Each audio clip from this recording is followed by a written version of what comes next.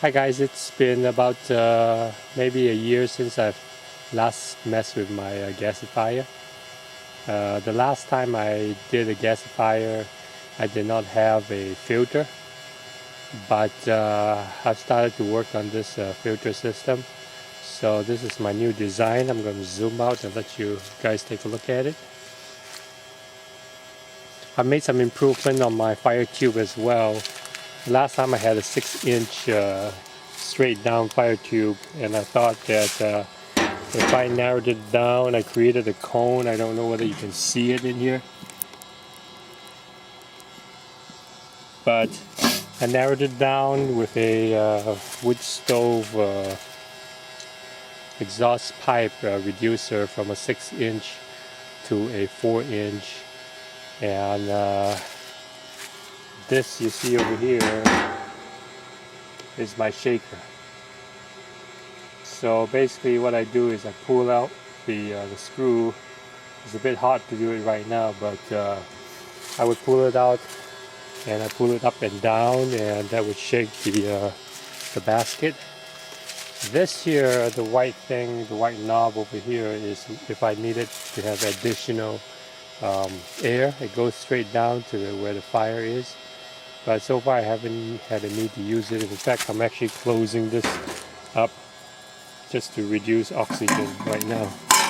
But it looks like it's burning pretty fast. Before I continue, I'm going to add some more fuel before this thing runs out. I'll come back to you. Hi guys, I'm back. This is going to be more fuel into the fire tube. You can see the fire burning right through right now. And I'm starting off using some pellets I got from Tractor Supply. It's like 550 or 40-pound bag. But the last time I did it, I used a lot of wood chips, scrap wood, and that worked pretty fine too.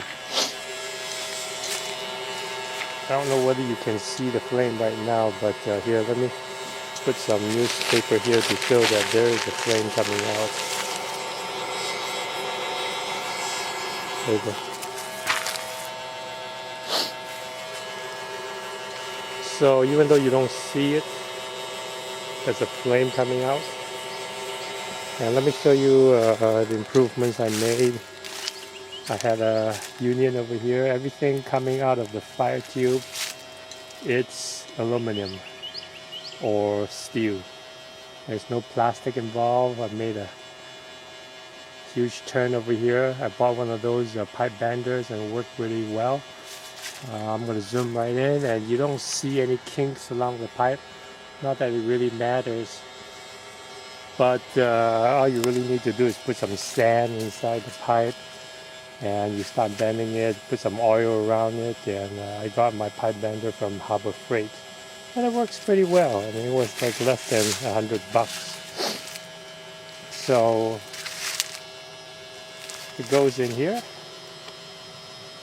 goes straight down into this barrel, comes back up here, around the band, and this is my new,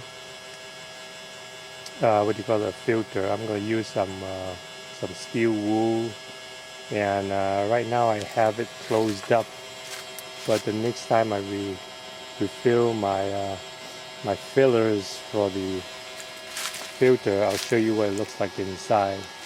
But like I said, this is all aluminum all the way up to here, which I have some PVC. The one thing that I found that's really helpful is use standard sizes, because you could just drop by Lowe's or Home Depot and pick up the items. This is all standard 1.5 inch. I got this aluminum pipe from a scrap yard for $15, and everything down here I calculated would be less than $200 to produce. I'm just going to show you some temperature readings over here. You can comment. And what I'm seeing here is 191 on the barrel, and as I come out to the pipe, it's reduced to 158, which is good. As long as it doesn't increase, that means there's nothing burning inside.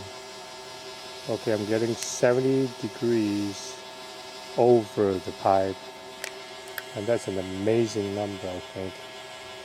For some reason it went up slightly to 86, but I think that's okay. It won't burn because the temperature is so low. 89 degrees, all the way coming out to the burner is about 70 degrees, and all the way up to the top I get 74. So I'm looking pretty good here. You can see there's a small little container here where I collect the creosote of the tar. There's another one right here. There's nothing. I've been burning this thing for about half an hour. Let me take a look again and see what's in the fire tube. Doesn't look too bad. I'll show you where my electrical system is. A simple 12 volt, and I got this blower here. I guess it's one of those bilge blowers for a portable toilet or something like that. I got it from eBay. And as you come down over here, this is where I connect to my engine. This is my air. And this here, which is a 3/4 inch, I believe, that's the suction to the engine. So you gotta take off here. Basically, I would shut off my fan and take it off into the engine. I haven't started this process yet, but the last time I did it, it worked pretty good. You can see a boot here. That's a transition from a 1.5 inch to a 2 inch. This pipe here is basically just a steel fence post. So it's not too bad. This is a 2 inch T over here. So everything over here is pretty easily accessible. I'll show you where my system is, where you can kind of change the speed. This is my battery. It's connected to some battery chargers if I need to. I have a solar system too. And this is where I increase and decrease the fan speed. There's an on-off switch and a rheostat or regulator where I can actually increase, see if you can listen and hear the speed increase.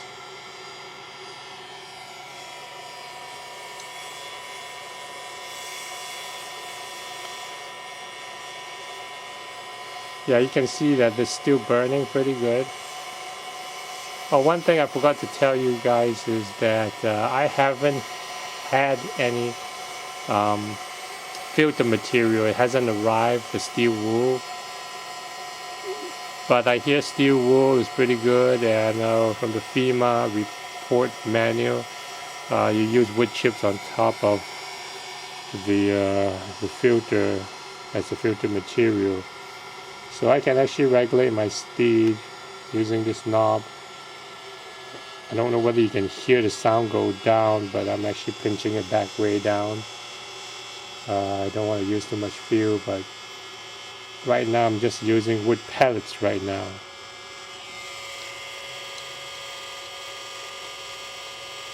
So I made some improvements, not a whole lot. Hopefully I can run a generator in the next run here. But once my filter material arrives, I'll be able to do pretty good, I guess. But here we go. Once again, this is my gasifier.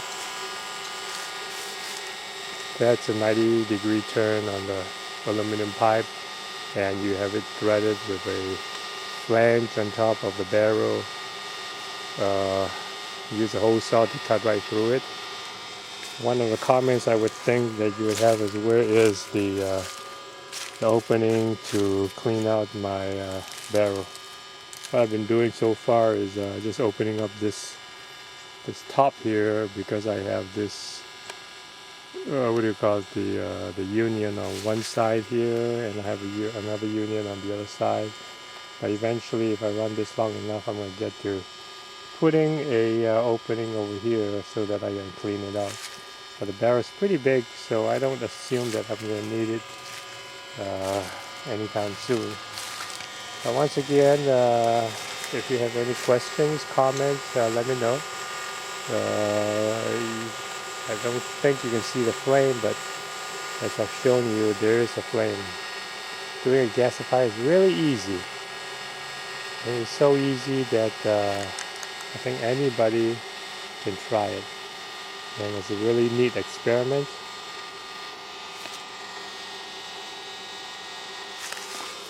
One more time.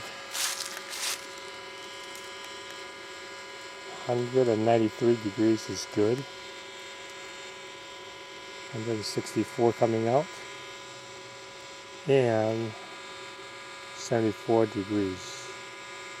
Well, that's a huge difference here. 166, you go up a foot, it becomes 79 degrees.